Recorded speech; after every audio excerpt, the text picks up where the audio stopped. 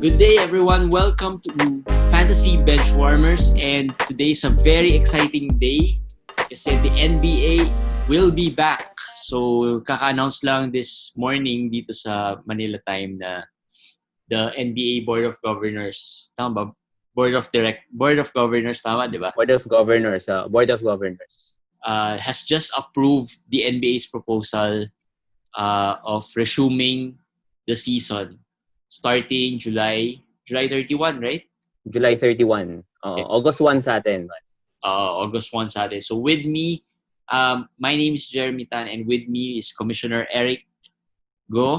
Hello. So give us a lowdown kung ano yung mga nangyari over the past few weeks that led to this decision by the NBA to restart the season. Actually, medyo matagal na rin pinag-uusapan to ever since, I think, 2 weeks after a month or less than a month after mag-stop yung NBA. Medyo napag-uusapan na how will they plan to resume. So, Commissioner Eric, natin? What were the options ba that they were...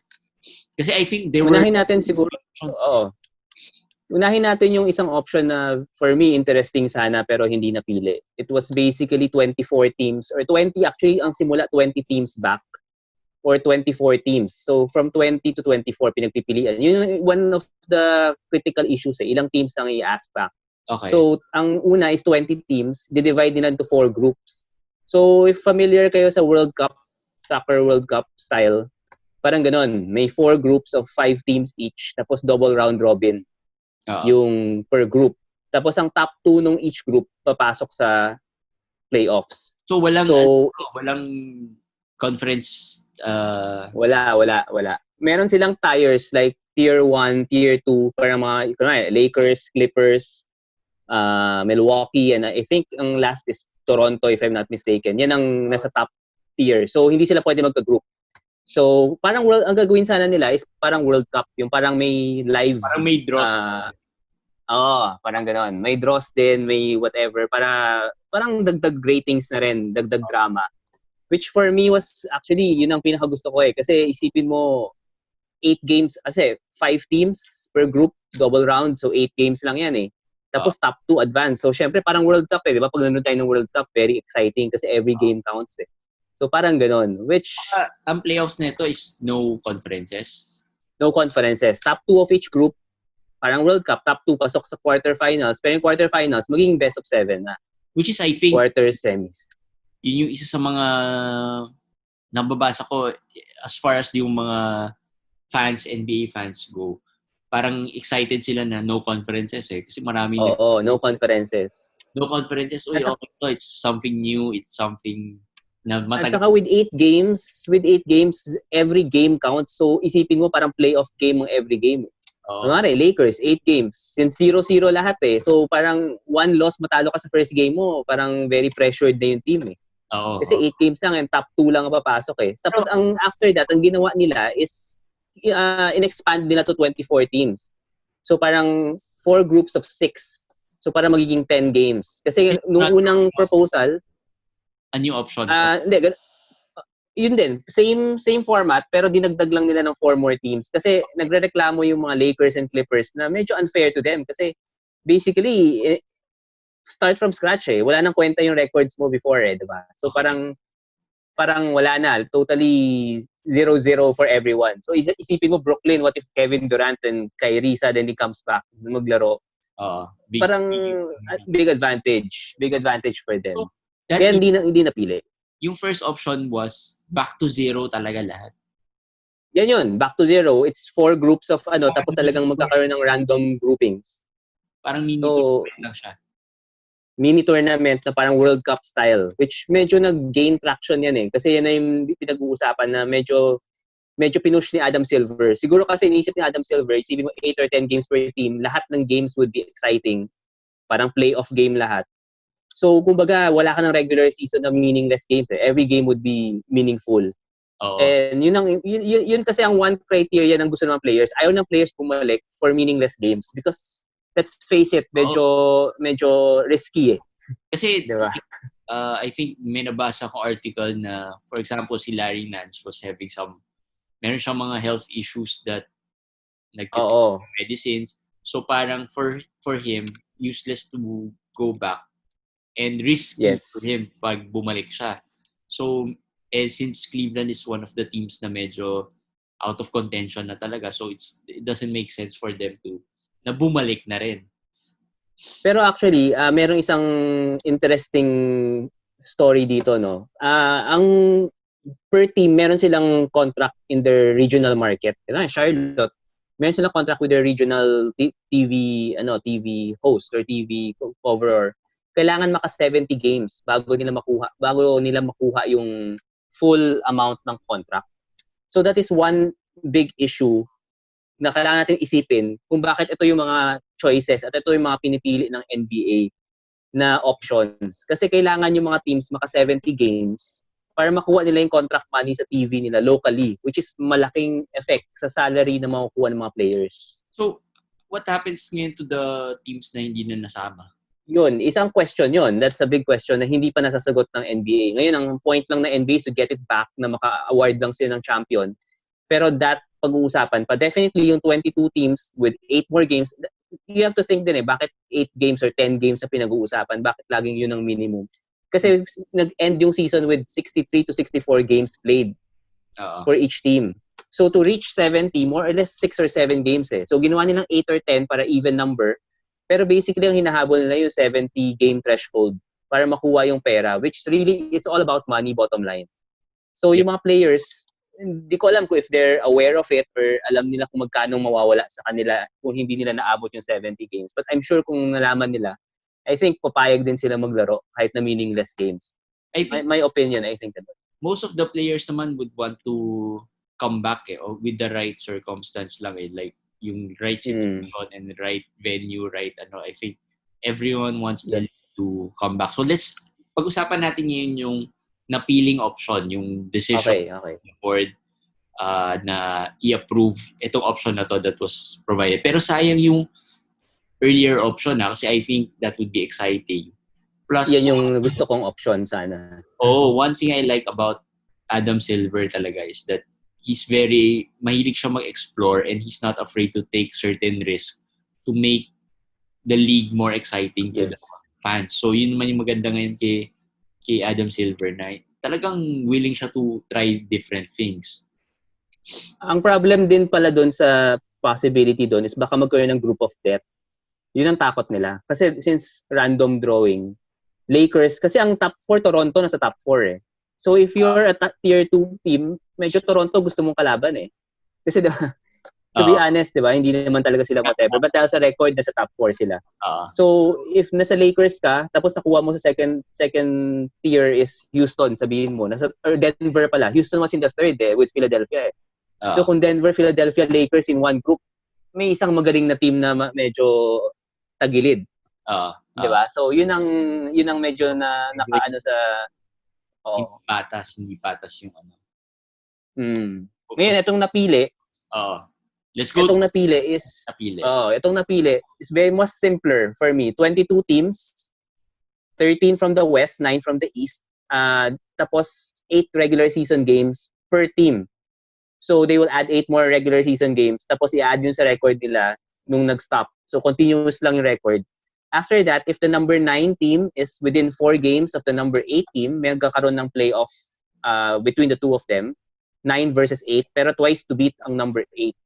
So to clarify, they don't need to tie the record of the 8th seed. Yung 9th seed, they don't need to tie the record of the 8th seed as long as they move within 4 games. 4 games, yes. The 8th seed, then they will have parang playoff match. Yes. Parang sudden playoff match. Na twice to beat yung 8th seed, tama ba? Yes, twice to beat yung 8th seed. And just to also clarify, split pa rin ang East and Western Conference. Yes. Walang split pa rin conferences. Wala, which is disappointing for me kasi gusto rin natin na no conferences sana nung unang narinig ko tong decision na to, kala ko mix in kasi hindi balance 13 West and then 9 lang from the East. So I thought na parang pagsasamahin na lang sila tapos yun na lang magkaka-play-in na lang. Pero I guess hindi kasi unfair nga kasi ang gusto natin ng NBA is may kwenta pa rin yung season na natapos eh. Parang kung i-mix kasi nila medyo mawawala yung essence nung regular season. So hindi pa rin siya mix. Hiwalay pa rin yung East, hiwalay pa rin yung West. And siguro it wouldn't be fair to mix them in the middle of the season considering na nag-start sila with the East and West and then not thinking about yung mix. Yes. Although, ewan ko kung may advantage yun, pero feeling ko, from the gameplay perspective, parang you change the rules in the middle of the game, which is yes, I guess fair with the other team. So, if they want to try mixing the teams, maybe they could do it next year. So 16, yung napiling teams currently are all within 4 to 6. 6 games. 6, not 4 games. Yeah. Up to the maximum of 6 games. Maximum 6 games behind the 8. Yes, maximum of 6 games behind. Yes. Okay. So, at saka ang pinili nila 22 teams kasi yun na nga, they wanted to get as many possible na may kwenta pa rin yung games. Kasi nga, may nagre-reklamong players like Damian Lillard na hindi siya maglalaro if pinabalik sila kasi for him, meaningless yung games. So, they have to find teams na may chance pang umabot dun sa 4 games na threshold na kailangan. So, sa East, sa East, pero Washington lang talaga ang umabot doon. Ganun ka lopsided ang East. Oh, actually, if I look at the teams, sa West, all but 2 teams were invited back. Diba? Yes. State lang and Minnesota. But sa East, isa lang yung na-invite back to resume their games, which is Washington lang. Which, surprised din ako kasi kala ko, like you said, na parang kala ko medyo ipapatas. Kala ko nga rin magkakaroon ng mix of conferences pero hindi na siya nangyari. Okay, so let's talk about si Portland. Portland, I heard parang they were the only team who did not approve of the format or maybe kung yung format ba yung hindi sila agree or sang-ayon, but they are currently the 9th seed. So this sige. You were saying? Actually, ang sabi ng Portland, excited sila to come back. They voted against pero kasi meron silang certain provisions na gustong palitan. Ang hindi clear sa atin kung alin exactly dun sa provisions na yun, but may mga questions about yung number of teams that were asked back. I think they wanted all teams to come back. That's one rumor na lumalabas na parang gusto nila bumalik lahat. So parang hindi sila against na bumalik ang NBA at hindi sila against to play games pa. They just did not 100% agree. Kasi there were a lot of teams that were not in agreement with this. Yung 8 teams na hindi na-invite back, almost all of them except Golden State and I think Minnesota, all of them wanted to come back. Even the mga all of them wanted to come back. As I said kanina, TV money. That's number 1. Number two, like March na tapos yung season. With this schedule, ang next season will start December. Okay. So from March to December, wala kang games. So in their market, kung kanina Atlanta, in their market, parang mawawala sila sa isip ng mga fans, 'di ba? Tapos yung players nila puro bata, will not get experience pa. So Atlanta was actually the number 1 team na sobrang nagpo-push na ma-invite din sila pabalik. Kahit na there's no chance for them to make the playoff. Okay. But wala, hindi napili. So ang tagal rin ng magiging break no? So if you think about March until December, so halos 1 whole year ng Oo, 1 whole year. Halos 1 year ang break mo diyan So you have to actually, from March till yung start ng July is actually a longer break than June until start daw ng season usually. Yung regular schedule. Oo, yung regular break. Mas matagal ng break to. So this actually is a longer break already. So isipin mo pa na parang times 2 mo pa for Atlanta or the other teams like New York, like mga times 2 mo pa yung break So medyo yun. December 1 is the resumption of next season, di ba? Next season na yon, yes. Next Pero season that's the start of the season talaga, not the training camp. No. Training camp is November. Okay, so at least kahit pa paano November get back into the playing and going back to playing, at least for those teams na hindi Yes. Okay, so Anuin ko lang sa iyo, teka lang Jay, i-explain ko lang din yung scheduling. Kasi maraming magtatanong yan 8 games lang, 22 teams. So, paano nila i-schedule yung games? Like, mamaya malakas yung schedule ng isang team, mahina yung schedule ng isang team, medyo unfair. Ang gagawin ng NBA is tingnan niya yung remaining schedule dapat ng team bago nag-stop. Tapos if there are teams na pwedeng ilaro nila yung games na yon na kasama naman sa 22, ilalaro ng team na yon yung remaining schedule. Okay. So ko-continue lang niya yung schedule niya. But syempre hindi 100% kasi may 8 teams na nawala eh. So kung nandun yung 8 teams sa schedule mo, papalitan nila yun ng other games. So parang ganun yung mangyayari. Which is ganun yung mangyayari. Paano kaya nila pipiliin yung makakalaban mo for those teams? Like, if you think about it, sa East, for example, if, di ba, usually ang East, if you're within the same conference, you play more of your kalaban mo within that conference, di ba? Yes. So sa East, like si Washington would probably have to go through the top 8 talaga. Most likely, ganun mangyayari sa kanila eh. But if you go into the West side, let's say yung last place dun sa West would be, sino ba yung last place? Phoenix. So Phoenix, they don't necessarily have to go through yung top 8. Pwedeng makalaban nila yung mga kasabayan nila na nasa outside the top 8. Kung yung sa schedule nga nila is maganda, which is I think ang medyo maganda sana ang schedule was New Orleans. Pero a lot of mga kalaban ng New Orleans dapat I think is natanggal na. Iba na sa 8 teams. So mapapalitan yun ng mga teams na medyo may something to fight for. Kasi remember tanking season na dapat nung na-stop eh. Nung late March, April, tanking season na yun eh. So medyo magiging different dimension nga talaga to. Actually, yung naisip ko dito sa nangyari sa NBA is parang PBA. Parang PBA to. Is naalala mo dati nung may semifinals pa ang PBA, yung bata pa tayo, yung parang 8 teams tapos may 5 nasa semifinals. Tapos merong double round robin, tapos if you win 5 out of 8, parang meron kang playoff against the number 2. Parang similar dito eh, parang ganoon eh. Kasi kung you're gonna compute the math, if a team wins 6 out of the 8 games, malaki chance nila na makaabot. Yung mga 9, 10, 11, 12 pag may 6 games silang napanalunan, I think may chance sila mag-playoff.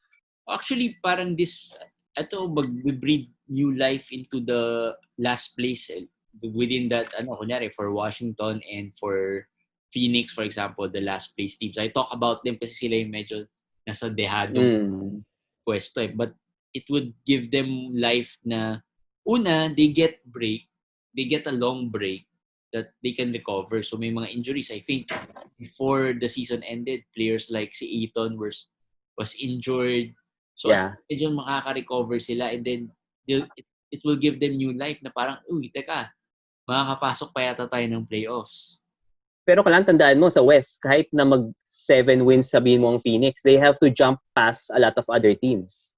Hindi lang sila pwede within 4 games doon sa number 8 kung naging number 10 sila. Kanyari, maraming teams na within 4 games sa number 8, hindi sila makakapag-playoff. Actually, kasi kailangan number 9 ka. I think ang best bet talaga ni Phoenix is to win all 8 games for them to make it. I think so. Diba? Kailangan nila panalunin ng all 8 games. Even pero with 8 games, parang the odds are still medyo mahirap pa rin kasi you have to, kailangan mo isipin the other team should be losing yun nga. Parang sa fantasy natin babalikin natin. Pag number 9 ka sa fantasy, hinahabol mo yung top 6 di ba? Number 6. Pero pag number 9 ka, minsan ang hirap mo matansya yung mahabol yung number 6. Kasi number 7 and 8 So pag natatalo yung number 6, minsan umaangat yung 7 and 8. Ganun pa rin yung hinahabol mo, kaya medyo mahirap, di ba? Iba yung number 7 ka, hinahabol mo yung number 6. Kahit 4 games behind ka, minsan isa lang tinitingnan mo number 6 lang ang tinitingnan mo So mas mabilis mong tinitingnan mo one team lang Kasi yung team lang na yun, wala nang effect dun sa iba Basta mas maraming panalo ka sa kanila every week, nahahabol mo siya. Kaya pero let's talk about playoffs. Yung playoffs would have the same format. The playoffs will have the same format after the play-in games. 8 versus 1, same pa rin lahat, East versus West pa rin. Once na, Pero etong interesting, pinag-uusapan is wala na kasing home court advantage. So may maraming pinag-uusapan kung paano papalitan yung home court advantage. Medyo silly na yung mga yung mga suggestions ng mga teams like Milwaukee and the Lakers and the Clippers. May mga nagsasuggest na magdadalhin nila yung actual court nila dun sa Orlando. Tapos ipapalit nila para maglaro sila dun sa actual court nila. May revenue effect ba yun? Oh, well, revenue effect, ito ibang revenue effect na kasi wala na talagang ticket revenues, di ba? So wala na talaga yon. Yung sponsors, I think, may effect din. Hindi, kasi parang naisip ko, for them to bring their court, baka may mga logos within the... Well, I guess. The court na parang... Kasi parang, sabi mo nga, it's a silly suggestion. Pero I think baka revenue-wise, may logo yung sponsor namin sa court eh. So, let's bring in the court para I get a little bit of home court. Kasi pwede. Home court naman, usually, it's about the fans eh. Diba? The more fans. True. Yun naman yung advantage ng home court eh. Kasi may fans ka doon eh. Pero psychological daw yun, eh. Pag nakita mo daw yung logo mo sa court, parang naiisip mo na rin na parang nasa LA ka or nasa Milwaukee ka. Posible rin yun. Posible rin yun. Mas gaganahan ka, diba? Pero again, not all want to spend that. Pero shutdown yun. Shutdown agad yun. Kasi isipin mo how many people will have to bring that court inside the bubble. Kasi magbabubble sila sa Disney sa Orlando. By the way, hindi natin napag-usapan yun. Papasok sila sa Disney. Tapos lahat ng teams will be tested every day daw. Every day will be tested. Yung PCR? Tapos, hindi nila sinabi which, but I would assume na yung rapid test lang.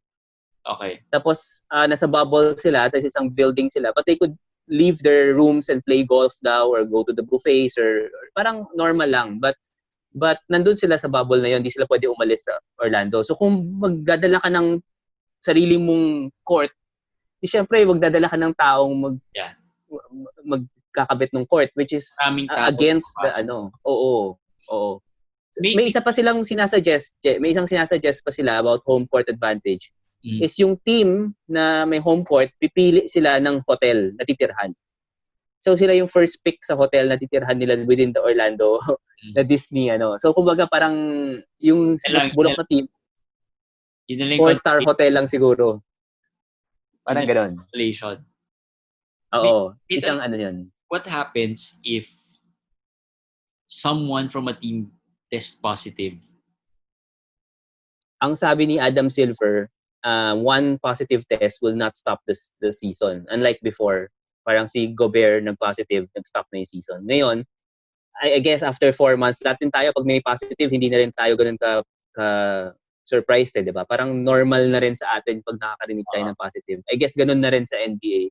So parang one positive test, ang gagawin lang, isolate yung player, contact trace lang, siguro at most yung may symptoms, tapos isolate din. Yun ang sabi ni Adam Silver. So, one positive test will not stop the season. But the problem is if one team, like majority of the team tests positive, yun ang magiging problema. Paano nila i-move forward yung season?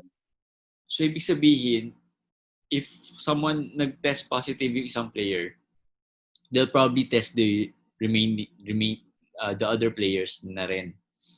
I guess other players and the roommates. Definitely the roommate. Roommates, most likely kasi may family ang Hindi, walang family. Ang family daw will come in, I think, pag playoff na. Kasi I think pag playoff na, bumabawas na yung teams So maging 16 na lang. Tama naman. I agree with it din. Pagka bumawas na yung first round, like 8 teams left, doon nila papapasukin yung family. Para yung mga iba kasi, like 8 games is 16 days lang daw May back-to-backs 16 days lang. After 16 days, tapos na yung regular season. So, hindi mo nakalandalin yung family So, for after 16 days, tanggal na yung 6 teams So, 16 teams na lang. So, ba't mo padadalhin yung family ng mga yun, diba? So, that's a very, Bakasyon na. Hindi, mas delikado Sige. Alright, tama. Mas delikado nga. Pero let's talk about, this format, ano naman ang magiging impact nito sa mga teams? Which teams do you think would benefit? Which teams do you think na medyo naging disadvantage for them itong format na to? Okay, ang akin ang number one na for me advantage will be the Clippers eh. Sa akin Ako, ewan ko sa'yo, but kasi unang-una si Kawhi, alam mo naman yan, load management king yan eh. Tapos si Paul George was just coming off an injury na medyo hindi pa niya nakukuha talaga yung legs niya. Tapos ngayon na medyo 3 months na rest, 100% na yan definitely. Tapos if nag-continue yung season, dapat hindi sila home court. They were number 2 or 3. So ngayon, wala nang home court edge ang Lakers. 'Di ba? So mawawala din yun. Mawawala yung disadvantage na yun. So for me, malaking advantage for the Clippers. Plus, very deep team ang Clippers eh. Medyo marathon na to eh. Ito parang tuloy-tuloy after every other game, every other day na yung laro nila. May back-to-back. Tapos sa playoff, ganun din. Dati ang playoffs natin, if you remember, after one game, rest 2 days, tapos laro, tapos rest 3 days, rest 2 days. Ganun eh. Ngayon, hindi. Ngayon, every other day na yung games. So, kung deep yung team mo, yun ang magiging advantage, which is Clippers. Ang iniisip ko, Lakers, malaking disadvantage compared sa Clippers. Silang dalawa lang naman naglalaban sa West eh. For me. I mean, sila yung top na naglalaban. Yeah. Ikaw, ano bang nakita mo? Baka sa East may nakikita kang top. Una yun is, yun nga, ang naisip ko rin talaga kagad is the Clippers because of the load management thing. At least ito talaga parang ilang months silang na load manage na rest talaga eh. And like I mentioned kanina, teams with injured players like Philadelphia might have an advantage rin. Kasi di ba when it ended, si Ben Simmons wasn't healthy, so baka medyo naka-recover. I still don't know kung ano yung status niya as far as kung ano na yung situation niya ngayon. Pero hindi naman siya season-ending injury, di ba? Although they were talking about it na parang baka hindi na siya makabalik. But I think with the rest, baka medyo mas makalaro siya. And that would help teams like those in Philadelphia, and then Embiid would be given more rest. Tapos parang lalabas shortened season na to. Nag-rest ka. Parang shortened season. To run a short tournament, which will be advantageous dun sa mga players na medyo injury prone. Na okay, ito na yun. And then you don't have to travel, hindi mo na kailangan mag-travel. Of course, isang malaking factor din yun. Of course, ang isa ring nakikita ko na advantage would be the teams that were invited outside of the top 8. Kasi isipin mo, they don't have to tie the record ng 8th seed eh. All they have to just get close. So parang if you're katulad niyan, si Phoenix for example, they're just parang lalabas 6 games away sila. So they just have to move 2 games lang. Paano pala pag tie? Ayun ang hindi pa rin nasasagot ng NBA. Pero ang sabi is the record data within these 8 games would be the determinator kung sinong papasok pag tie. Kasi isa pa yun eh. Kasi hindi lang yun. Ang problem is hindi equal ang number of games per team. So, Memphis, what if nag-end ang Memphis na 41 and 30, tapos nag-end ang Phoenix na 40 and 30? Kulang ng 1 game ang Phoenix. So, unfair for them, di ba? Or kunwari, other way around. Unfair yun. Kasi half game behind to, which kung nalaro mo yung game na yun, nanalo ka, tie kayo. But since wala ng games, wala na. Pero yun nga, sabi nga ng NBA, it will not be fair. Kasi, di ba, hindi naman normal situation to. So, ganun na lang siya. Ganun na lang yung situation. So, ako naisip ko pang isang advantage, actually, Portland. Kasi, si Nurkic, di ba? Dapat babalik na siya eh. So, I think after 3 more months, talagang babalik na si Nurkic. So, this will be the time na may Whiteside sila, may Nurkic sila, tapos sila Lillard, and sabi mo, number 9 sila, di ba? Number 9 sila currently. So, very easily ma-overtake nilang Memphis. And they're, parang 3 games? Parang half games behind yata sila. 3 games. Ang malas dyan, kakalabanin ng Lakers, lalakas yung kakalabanin ng Lakers instead of Memphis. Na medyo patagilid na yung Memphis at that time eh. Pababa na yung Memphis eh. So, Portland for me, big win. Washington, definitely big win. Lalo if lalaro si John Wall, hindi natin alam kung lalaro si John Wall. Pero kung lalaro si John Wall, big win din for Washington yun. And I think Phoenix definitely gets an advantage also because of the format. And Houston, for me, kasi nakita ko si James Harden ngayon eh. Parang in shape eh. Pumayat talaga si James Harden eh. And di ko alam anong shape ng ibang players, pero I saw James Harden na very, very, pumayat talaga siya. Pag nakita mo, baka magulat kayo. Sobrang siyang pumayat. So, may nakita kong picture. Alam ko fake eh. Kasi, so, yun na nga. Iba na itsura eh. So, pero hindi rin natin masabi kung advantage yun for him. Kasi, it doesn't mean na pumayat ka is okay ka na pagbalik mo kasi it's an adjustment eh, di ba? So, tingin mo, who among those outside of the top 8 currently will make it? Let's go sa East muna. Ika lang naman eh. Do you think Washington will make it over? No, I don't. Orlando. I don't think Orlando will not make it. Especially nasa Orlando na nga sila eh. Actually, isang maganda ma-question din yan. Yung mga Orlando players, staff and everything, within ilang kilometers away lang sila dun sa paglalaroan. So, home court advantage na yun eh. So, I don't think na Washington will make it. So, I don't think. Sa West naman, I'm betting on Portland. Sa East, wala. Walang magda-drop dun sa top 8. Wala. The top 8 will be the top 8. Sa West, I would bet on Portland. I would bet on Portland. And who drops out? Si Memphis. Memphis. Yes, Memphis. Kasi malayo na eh. Kasi I think Memphis is ang layo na rin niya from the 7th seed eh. Yes. It's basically Memphis against them. Wala nang ibang bababa pa dyan. And wala ring aangat. San Antonio, hindi natin alam. New Orleans, Sacramento. New Orleans. Ikaw, sinong bet mo sa West? Kasi Portland, because of the experience, and yun nga, pag bumalik si Nurkic, but I hope new teams like New Orleans makes it. Kasi parang exciting eh, pag New Orleans yung nakapasok. Hindi, saka drama yun, New Orleans versus Lakers. Kasi Anthony Davis, tapos eksakto, diba? Pero since Lakers tayo, I think it would be an easier matchup for the Lakers if New Orleans ang makalaban nila. Oo. Portland. Kasi Portland defeated the Lakers. Kaya saka malaking factor yung experience. Portland has playoff experience. They have bigs na rin that can match up with Anthony Davis na hindi naman sobrang bagal ng mga bigs nila. So I think that would pose a problem eh. Alright. May isang question ako very for you, no? Ang isang very big topic dito is Brooklyn eh. Kasi si KD. Actually, more than Kyrie, it's KD. Yun ang tanong sa'yo. Tingin mo babalik ba si KD o hindi? Kasi he can play now eh. Actually, if you think about it, sa playoffs pwede, no? Maybe kasi ang sabi nila, pag playoffs kasi ibang intensity eh. Baka maging parang Golden State Part 2 siya eh. Parang hindi pa siya talaga basketball shape or wala pa yung rhythm niya. Tapos mag-playoff siya na sobrang intensity. Baka daw ma-injure. So, if you're the general manager, papabalikin mo si KD or hindi? Knowing na kaya na niyang maglaro ngayon. Mahirap yan ah. Hindi, kung gagawin ko yon, I'll let him play the 8 games. Okay. Agree ako dyan. I think yun yung best approach dyan and the safest eh.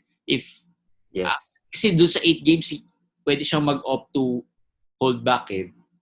Patahan eh, di ba? Like, start muna siya ng mga 10-15 minutes lang per game and then the next game, he ramps it up yung minutes niya.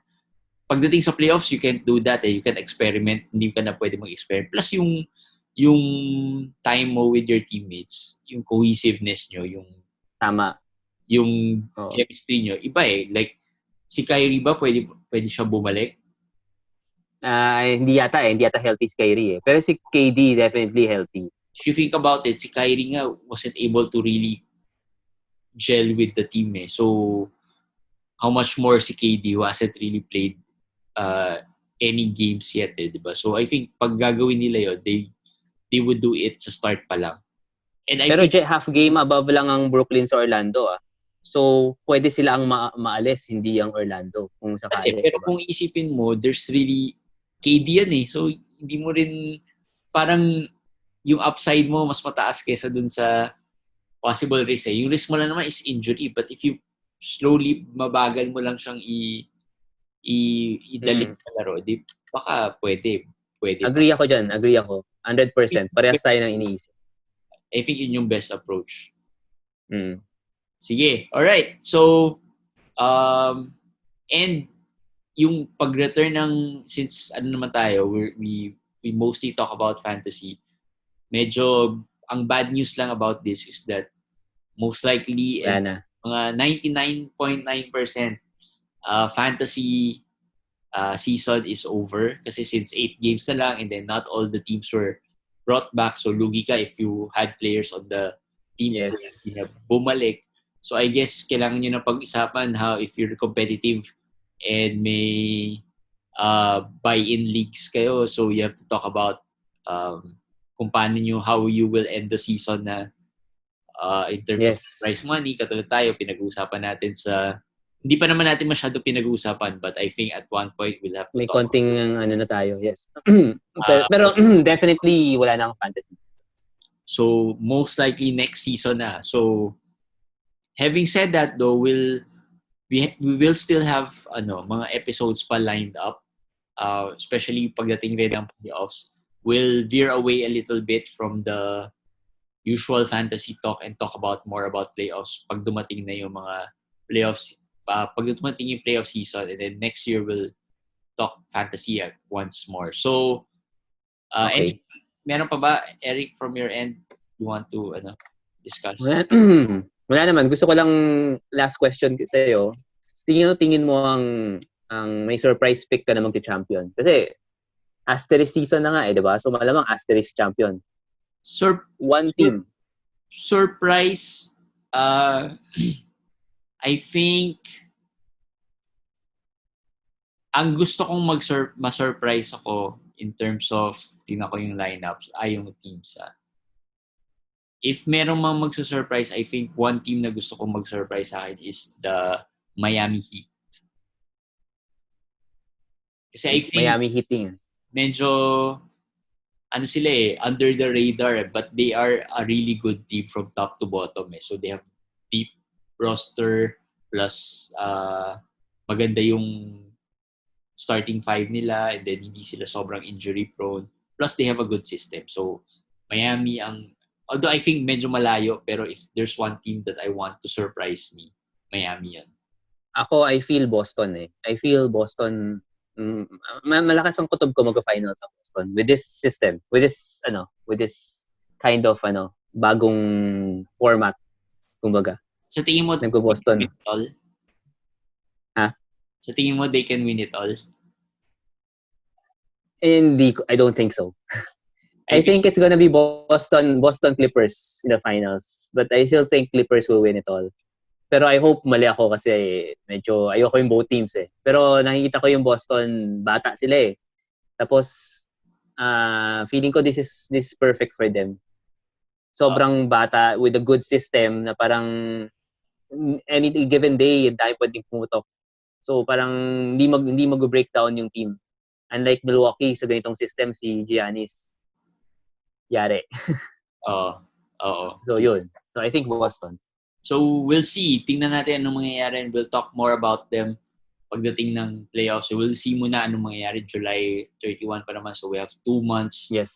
2 months pa. Anong mangyayari. Hindi natin alam anong mangyayari in between. Kasi politically, there's something going on din in the US. So, medyo hindi natin sure within the 2 months what would happen. So, thank you for watching this episode and I hope you enjoyed this episode and hopefully medyo nalinawan na rin kayo on what's the plan of the NBA starting July 1.